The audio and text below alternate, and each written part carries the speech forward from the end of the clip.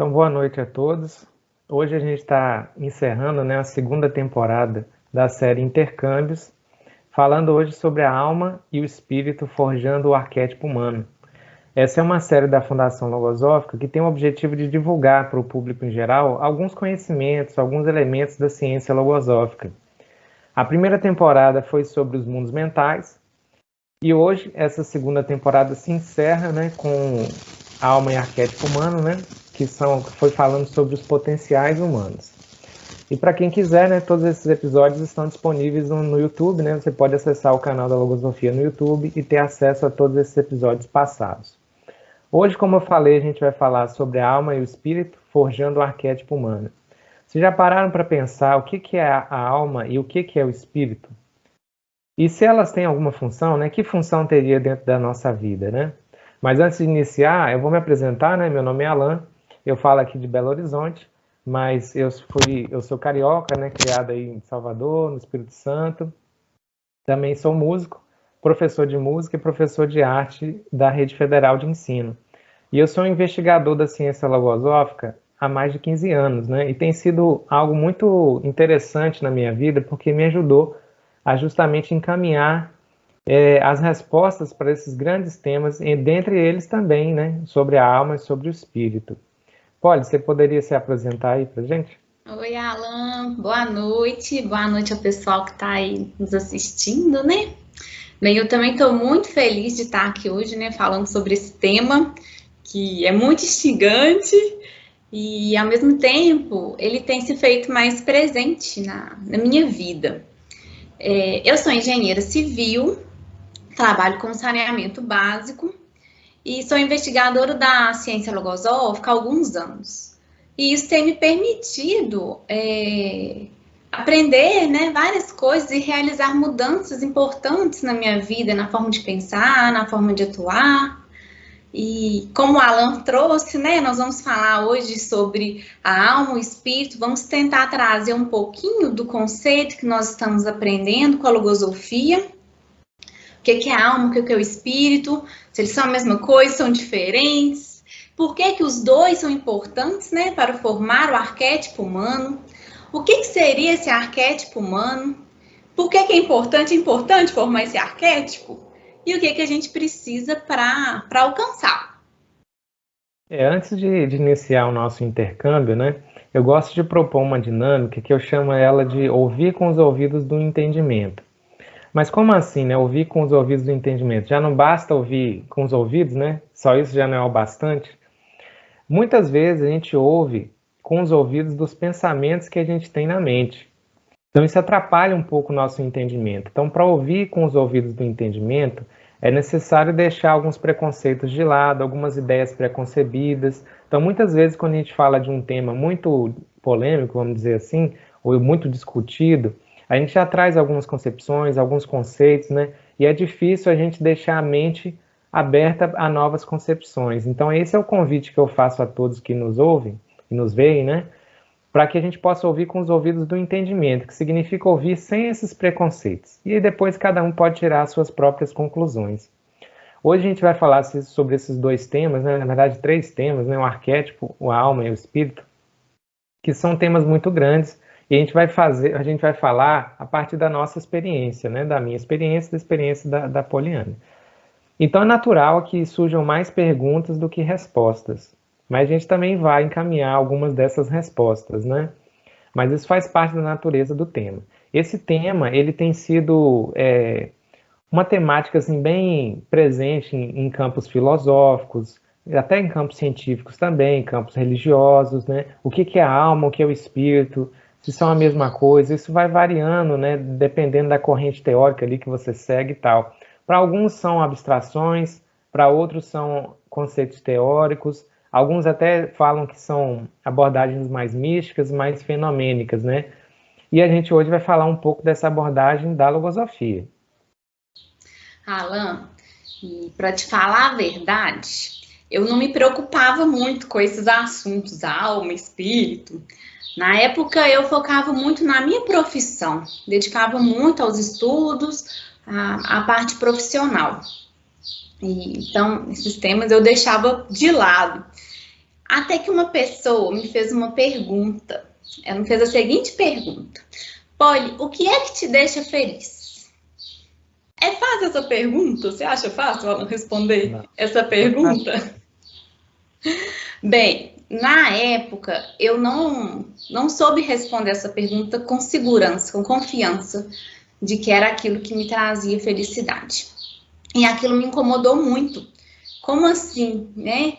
Eu não sei o que me traz felicidade. Quem melhor do que eu mesma para saber o que é que me faz feliz?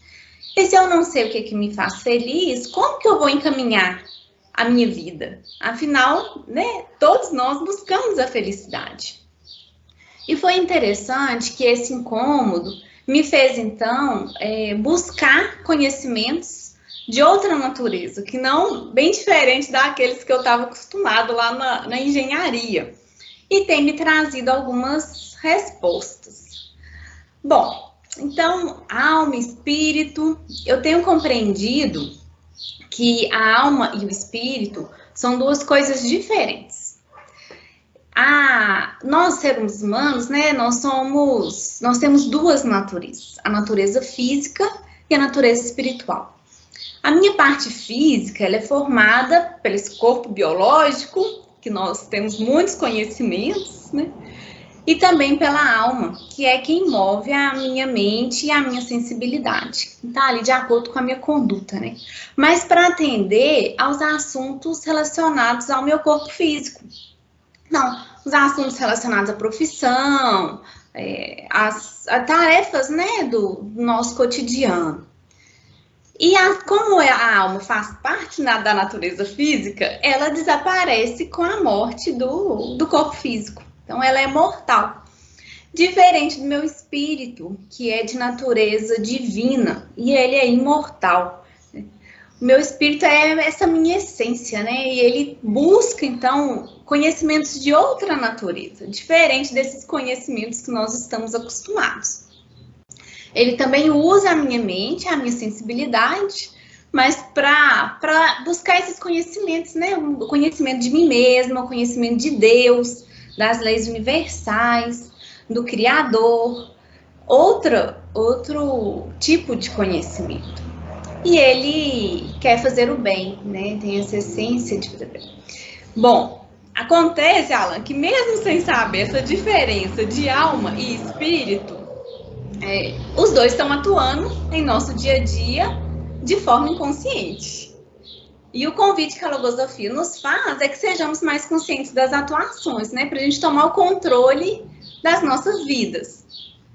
Tem um conceito logosófico, uma definição, né, da alma, que ela seria esse ente físico na sua configuração psicológica. Essa é uma definição bem clara, né? Mas a psicologia para a logosofia, ela é algo bem diferente do que a gente vê em outros lugares. Então, seria essa conformação dos três sistemas que a gente tem: o sistema mental, sistema sensível e sistema instintivo.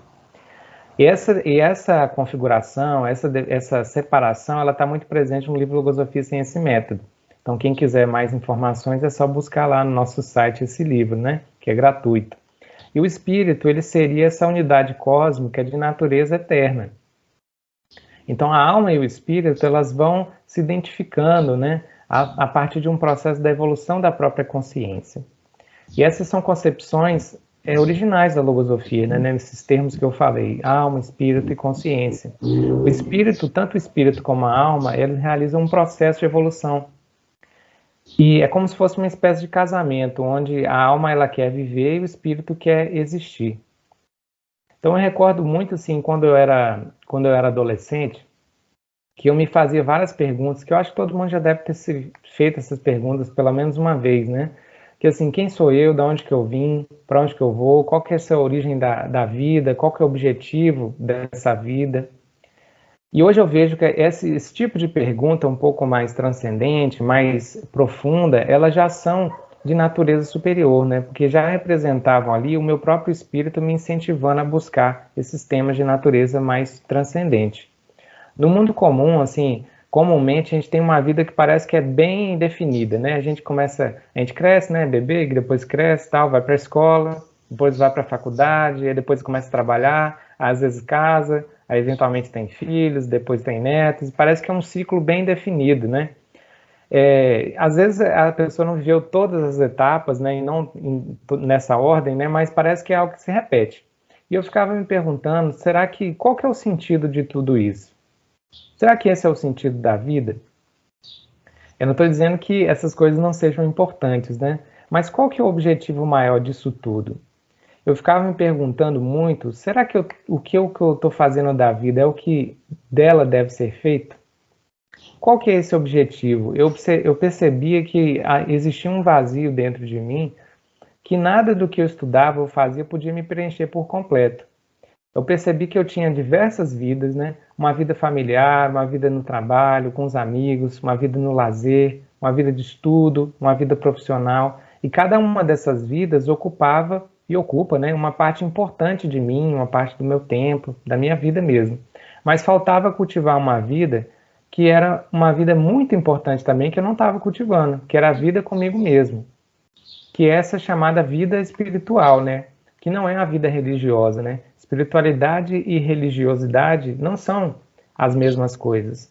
A vida espiritual, ela está relacionada a esse autoconhecimento, ao conhecimento de si mesmo, que é para atender essas necessidades que não são físicas. E essa era uma vida que não estava presente na minha vida, né? Que é essa parte espiritual. A universidade, a profissão, esse tipo de conhecimento, ele não foi capaz de preencher essas inquietudes, né? Normalmente a gente tende a taxar como inexistente aquilo que a gente não consegue ver, que a gente não consegue comprovar com os nossos olhos imediatamente. Então hoje a gente sabe que existe um mundo microscópico, um mundo quântico, né, que às vezes passavam despercebidos em outras épocas porque a gente não tinha conhecimento para observá-los, né, para ter essa comprovação real. E será que essa realidade do espírito não é algo dessa natureza, algo que existe, que atua, mas que por às vezes a gente não consegue comprovar, a gente acha que é inexistente? Então é natural assim que o que a gente desconhece para a gente seja um mistério. Mas à medida que a gente vai tendo conhecimento, a gente vai revelando esse mistério. Então separei aqui algumas observações cotidianas que talvez você já tenha observado, que vários já tenham observado, que mostram um pouco dessa natureza espiritual no nosso cotidiano. Então, assim, essa parte da superação das adversidades, né? Muitas vezes a gente vive situações que a gente olha assim e a gente fala que não seria capaz de superar. E a gente vai e supera. Aí depois de um tempo a gente, como que eu fui capaz de fazer isso? Né? A gente acha que às vezes não é capaz. E da onde que vem essa energia para superar esses obstáculos? Vem dessa parte imaterial do ser humano, né? Que é uma parte divina mesmo. Uma outra observação é o que a gente observa, o que eu observo nas crianças, né? Se dizem que as crianças nascem e elas começam do zero a vida. A Polly está com uma criancinha pequena aí, né? Pode comprovar isso. Aí ela vai crescendo, ela vai tendo tendências dos pais, tendências da mãe, né? Vai aparecendo algumas características, mas também vão aparecendo características que são do próprio indivíduo, da própria criança. Se ela, teoricamente, começou a vida agora, da onde que veio, né, essas tendências? Se não foi do pai nem da mãe. Então mostra que existe aí uma continuidade dessa vida. E que isso é o espírito que faz essa parte, essa ponte, né, de continuidade. Outras observações também no campo físico, a gente pode observar que os animais, eles não têm a condição, né, de modificar o próprio destino. Eles vivem sempre da mesma forma, condicionados ao seu instinto, né? Por exemplo, o João de Barro, ele faz a sua casinha lá da mesma forma como ele sempre fez. Ele não consegue alterar aquele design e criar algo diferente dos demais. Os pássaros, né, eles também cantam da mesma forma, eles não podem alterar aquele tipo de repertório, aquela forma de cantar. Mas o ser humano, ele consegue alterar o seu próprio destino. Por quê? Porque ele possui essa natureza espiritual. Então, é esse espírito que permite ao homem modificar o próprio destino, né? O homem, ele é o único ser que pode experimentar câmbios por própria determinação. Então, isso é de natureza transcendente, né? Alan, você trouxe aí várias atuações da nossa parte espiritual, que muitas vezes a gente nem se dá conta de que é o nosso espírito que está por trás disso tudo. Então é importante a gente ir tomando consciência desses momentos em que o espírito se faz presente e também permitir que ele se faça mais presente ainda na nossa vida. Afinal de contas, é ele que é a parte eterna, né? Mas acontece que o nosso espírito, ele não tem o dom da autoevolução, né, Alan? Ele precisa do ser físico para evoluir. E tanto alma como espírito, né, querem ser melhores, então precisam buscar aí o aperfeiçoamento. Então os dois precisam trabalhar juntos, alma e espírito trabalhando juntos para o aperfeiçoamento. Mas como assim? Alma e espírito trabalhando juntos? Como é que é isso? O que eu tenho compreendido é que eu preciso tornar as atuações da minha alma coincidentes com as atuações de meu espírito. O que traduz, né, Polly? Eu preciso ir acostumando a minha mente, que hoje é usada muito, está acostumada com os conhecimentos comuns, né, do dia a dia. Eu preciso ir acostumando a minha mente com esses conhecimentos superiores. E tomando contato com esses conhecimentos e trabalhando ali a minha mente, que é de natureza espiritual, e utilizar minha mente e a minha sensibilidade, então, não só para atender os assuntos físicos, mas também para atender aos assuntos transcendentes, os assuntos de interesse do meu espírito. Então, conhecer a mim mesma, né, conhecer as virtudes que eu tenho, o que eu preciso melhorar, conhecer a criação, tudo isso faz parte desses conhecimentos transcendentes. E aí, à medida que eu vou acostumando, né, minha mente com esses novos conhecimentos, ela vai ficando mais capaz, né? Ela vai ganhando novas habilidades que antes estava acostumada só com os assuntos físicos. E eu recordei, Alan, de uma vivência que eu tive, que eu acho que exemplifica um pouco isso. Teve um dia que me deu muita vontade de comer um bolo. E aí eu resolvi, vou fazer um bolo. E, Alan, eu não sou muito boa na cozinha, não, sabe? E eu ainda não dispunha de muito tempo para fazer esse bolo. Mas eu tava com muita vontade, falei, vou fazer o bolo. Então, eu não sou boa na cozinha e ainda fiz o bolo com pressa. Qual foi o resultado? Não podia ser muito diferente, né? O bolo ficou muito ruim. Mas acontece que essa situação, assim, me fez observar alguns movimentos internos. Como eu estava atenta, eu consegui identificar alguns pensamentos do tipo de queixar que eu tinha cometido um erro, de lamentar o meu erro, que eu não devia ter feito aquilo, que eu devia ter feito esse bolo em outro momento.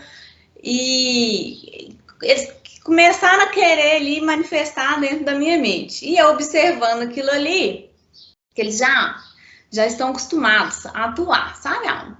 Mas como eu estava atenta, e essa não é uma forma que eu quero atuar, eu barrei esses pensamentos e procurei atuar de uma outra forma, né? Então, fui trazendo algumas reflexões, né?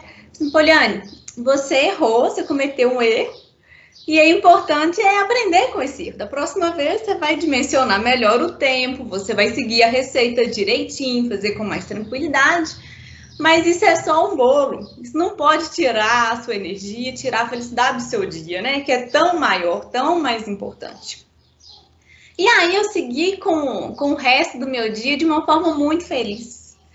E feliz porque eu consegui identificar esses pensamentos e consegui atuar de uma forma diferente. Eu sinto que aí a alma e o espírito trabalharam juntos, né? Numa atividade corriqueira do dia a dia, eu pude ali retirar elementos para a minha vida espiritual. Mas, Alan, a gente tá falando de alma, de espírito, e onde é que entra o arquétipo nisso tudo? O arquétipo é esse objetivo final, né? Da união dos dois. No dicionário, arquétipo significa um modelo ou um padrão que é possível de ser reproduzido, né? Pode ser copiado, né? Dentro dessa imagem de perfeição, esse arquétipo humano é a imagem que a gente quer alcançar enquanto ser mais evoluído, né? Esse caminho de evolução da união entre a alma com o espírito. Tem uma imagem que eu costumo recordar que me ajudou a compreender um pouco melhor o que é o arquétipo, então, que é a imagem do pintor e a sua obra. Normalmente, quando a gente pensa no pintor pintando, fazendo o seu quadro lá, a gente acha que ele começa a pintar e termina, né? Começa e termina. Mas só que antes de pintar, enquanto ele está pintando, ele tem em mente a imagem final que ele quer alcançar. Então ele sabe onde corrigir, sabe aonde que ele está querendo chegar com aquelas imagens. O mesmo acontece com o escultor, né? Muitas vezes ele vê aquele bloco de pedra bruta e já vê ali a sua obra acabada. Então o que ele vai fazendo é, na verdade, retirando aquilo que não faz parte daquela imagem. Ele, mais do que criar a imagem, ele vai revelando aquela imagem, vai revelando a sua obra. Quando a gente pensa nos objetivos comuns da vida, objetivo profissional, é fácil a gente ter uma imagem definida sobre o que a gente quer. Mas quando a gente fala de aperfeiçoamento individual, muitas vezes a gente não tem essa imagem tão clara. Então, que tipo de ser humano que eu quero ser? Onde que eu posso aprender a ser melhor? Que tipo de estudo eu devo fazer? Esses conhecimentos profissionais, eles estão muito limitados à própria profissão. Eles não permitem a gente construir esse arquétipo de uma forma mais completa. Uma vez eu ouvi um vídeo no YouTube que era um palestrante falando sobre a sua carreira profissional, né? Ele já tinha se aposentado, então ele conseguia medir ali o que era positivo e o que era negativo nas escolhas que ele tomou. E algo que me chamou a atenção é que ele falou que ele sempre recordava as palavras do pai dele, que dizia que a vida é uma sucessão de ilusões. E aí, na trajetória dele, ele observou que ele estava numa determinada empresa, aí ele imaginava que em outra empresa, em outro cargo, ele ia ser melhor, ia ter mais benefícios e tal e tal. Quando ele chegava lá, ele via que não era exatamente da forma como ele tinha imaginado. Eu acho que acontece isso muito com a gente, por exemplo, na faculdade, a gente imagina várias coisas, quando a gente chega lá, não é exatamente da forma como a gente imagina. Mas, então, o que acontece, né? Por que a vida se torna essa sucessão de ilusões? Porque a gente sempre está projetando um futuro que ele não existe, que ele é imaginário. Então a logosofia, né, com o seu método, ele ajuda a gente a formar uma imagem acabada desse arquétipo, mas que seja dentro da realidade, que seja realmente algo realizável. Então isso é muito importante quando a gente pensa nesse arquétipo. Alan, essa imagem que você trouxe do pintor e do escultor, eu acho que é uma imagem tão eloquente para compreender esse conceito de arquétipo e a importância, então, da gente criar uma imagem, no meu caso, né, a imagem da Poliane que eu quero ser. E eu compreendo que o esforço ali de superação da minha conduta, né, do conhecimento de mim mesma, vai me aproximando desse modelo, né? Como se nós fôssemos escultores de nós mesmos, né? E eu também compreendo, então, que o arquétipo é a expressão do ser humano com as suas virtudes. Paciência, tolerância, o amor à criação. Todos nós queremos ser melhores. Então, buscar o cultivo dessas virtudes. Inclusive, eu tinha um colega de trabalho que ele era, assim, muito paciente, muito paciente. E todo problema que chegava, ele conseguia resolver esse problema da melhor forma, sem criar novos problemas, sem se queixar. E eu julgava que aquilo era um grande valor, essa forma de atuar. E eu brincava muito com ele. Olha, quando eu crescer, eu quero ser igual a você. E aí, outro dia, eu me peguei. Poliane, isso vai ficar só na brincadeira? Como é que é isso? Vai ficar só na brincadeira? Eu observo, né, que a gente pode tomar, né, as características, as qualidades dos seres com quem a gente convive como uma ideia, né, do que é ser paciente, do que é ser bondoso, para ir nos ajudando a formar a nossa imagem, né, de como é que eu devo atuar para ser assim. Então, assim, nas minhas atuações diárias, eu tenho recordado com muito carinho desse colega, porque é algo que eu tenho buscado cultivar, a paciência. E eu já consegui atuar em alguns momentos com a paciência. Mas acontece que dentro de mim, hoje, existem as duas formas de atuação. A forma da Poliana impaciente e a forma da Poliana paciente que está ali fazendo alguns ensaios. E aí, como é que fica isso, né? Daí a importância da minha alma e do meu espírito trabalharem juntos, estarem ali atentos, apostos para eu estar atenta e escolher qual é mesmo a forma que eu quero atuar. Quando eu estou atenta, eu consigo mais atuar de uma maneira como eu escolhi. Então, alma e espírito vão ali trabalhando, né, nesse modelo, para alcançar esse modelo. E é importante, né, Alan, que se eu deixo assim muito solto, eu não estou atenta, posso acabar borrando a minha pintura, né?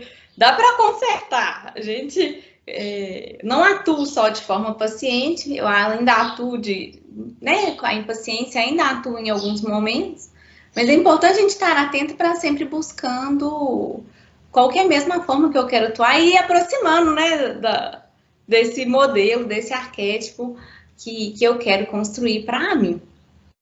E, Alan, eu fiquei perguntando, né, para que tudo isso?